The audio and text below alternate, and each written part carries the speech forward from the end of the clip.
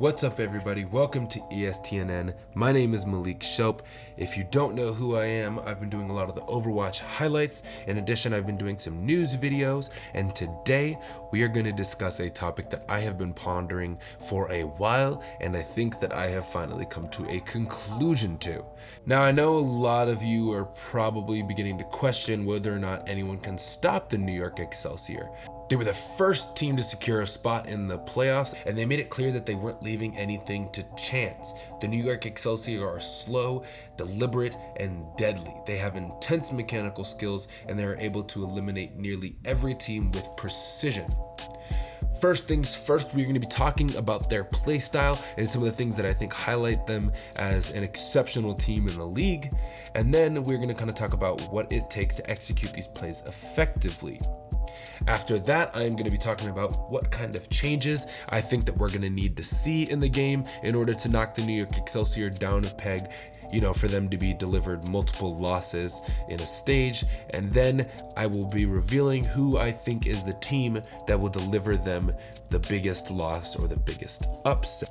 Now, in this first play that I have up on the screen, we see the New York Excelsior going up against the Valiant. So what they do often is Nene will move forward with his bubble, start gaining a little bit of energy. We see him throw that Graviton, and when Mono comes in, he actually bubbles up Mono, makes sure that he can deliver the damage and start building ult charge, and then they throw the bomb in once they know that they have everyone caught up and they know that Mono is going to be okay.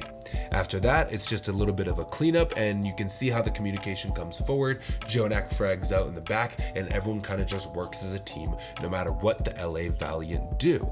So I know what you're all thinking, yes, this is standard GOAT comp. You want to build up that energy, keep your tanks alive in the front line, and just allow for your people in the back to frag out. But one thing that I want to kind of talk about is New York Excelsior spacing. And I'm going to pull up in this clip right now. You see that they have space up top. They come in, Izayaki comes in with the trance. They just kind of move back and bait it out.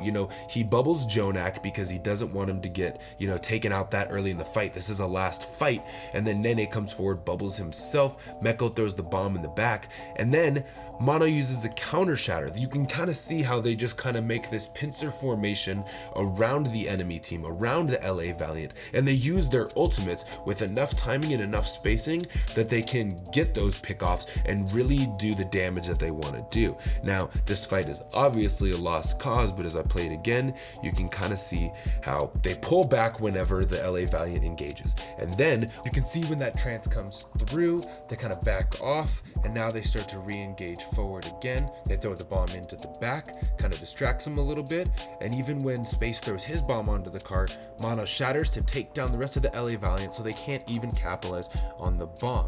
It is a genius play, and it's something that they do pretty often that wins them victories. Now, in this next clip up against the San Francisco Shock, San Francisco Shock has all of the positioning advantage here. New York Excelsior is trying to, stay back, play kind of slow, and watch the point. So the San Francisco Shock come in, then they bubble Mono right away. They come in, take out Super, focus on him. Using no ultimates, the fight is basically over. It is just cleanup at this point. And Jonak is fragging out in the back. We see that Nene is alternating bubbles between himself and Mano. He's up to 96%. They just throw the grav in, and like I said, they do ultimates one by one by one. They're very slow and calculated. They wait for you to make a mistake, and then they capitalize on it. Now, obviously, you are probably tired of hearing about the New York Excelsior. I know I am. Here is the thing. To execute the plays that the New York Excelsior does, they have to have incredible communication. The New York Excelsior team has been together for almost 2 years, and managing ultimates and coordinating plays like the New York Excelsior does takes years of practice, and many teams struggle with that communication despite their individual skills. And it is for that reason alone that I don't think that we will see anyone really consistently take down the New York Excelsior until there is a meta shift. Now, that meta shift needs to be aimed towards more DPS centric, or it needs to take down GOATs a little bit.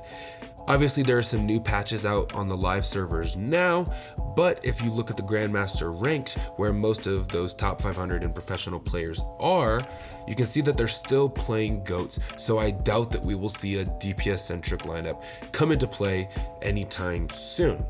But if I had to say that it was going to be any team to take down the New York Excelsior consistently, it has to be the Philadelphia Fusion or the London Spitfire. Now, I know what a lot of you are thinking. What about the Vancouver Titans and the Toronto Defiant? Well, the reason why I don't have the Vancouver Titans slated to take down the New York Excelsior, at least, really deliver them a loss, not just, one map or two maps. I think it's because when you look at how they performed as Team Runaway, and especially in the Korean scene, they focused a lot on Bumper. They really revolved around Bumper, and a lot of their plays relied around him.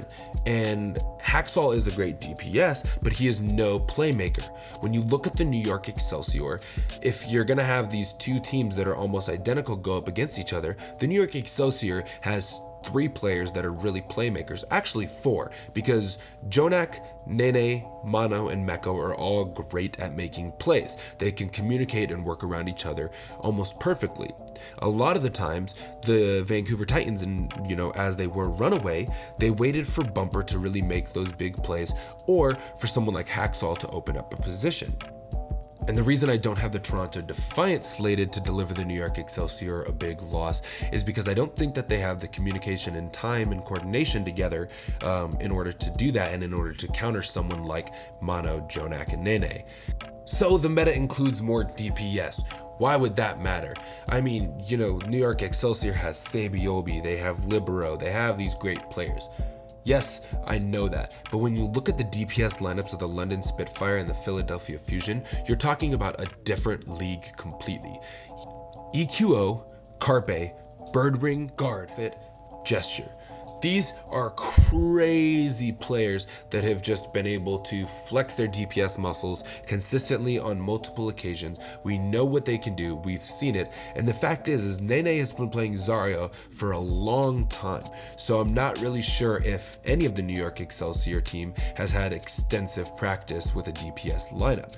Obviously, if it comes into meta, they will practice more, but I think that the London Spitfire and the Philadelphia Fusion are able to play around their DPS players so well that they could in fact counter some of these 200 IQ level plays that the New York Excelsior has.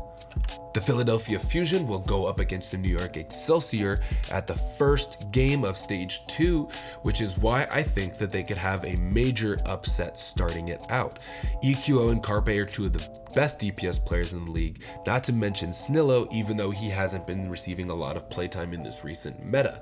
I think that people really start to underestimate EQO and Carpe with this GOATS meta. It is worth mentioning that last year the London Spitfire and the Philadelphia Fusion ended up with the exact same win-loss ratio, and they completed the same number of maps. The only difference is that London had more wins than the Philadelphia Fusion overall, map wins that is. And I know that the London Spitfire are low on a lot of people's rankings, but if you even go and watch Monty's video that I have up on the screen right now, he talks about how they're not a bad team, but they're bad at GOATs. They do not have the coordination and the ult economy, they don't have the game sense to manage their ults, regroup quickly, and they would definitely get wiped in a GOATS meta by the New York Excelsior. And that's why I believe that it will take a DPS meta in order for the Philadelphia Fusion or the London Spitfire to be able to take on the New York Excelsior. Now, I didn't want to end the video quite yet, but I did want to propose one last question and kind of indulge one last thing that someone had asked me. And that question is, who is it going to be that's going to take down the New York Excelsior? Who's going to give them their first loss in this stage or in this GOATS meta? And honestly, if anyone's going to hand the New York Excelsior their first ever loss, if they don't go undefeated in this stage, it's going to be the Vancouver Titans. I think that their communication with Bumper and just how the whole team just works around him so well, I think that they have the possibility to take down the New York Excelsior. Like I said, I don't think the Toronto Defiant has the communication and skill yet, but they could be getting there soon. What do you guys think? Let me know what you thought about the whole video. Argue with me in the comments. I'll be down there on the Reddit threads. Just let me know what you think. I'm open to everyone's ideas, and this was just something that I wanted to do because the New York Excelsior are a very highly ranked team, and I think it is interesting to speculate about what could possibly take them down. Thank you guys very much, and I'll see you later.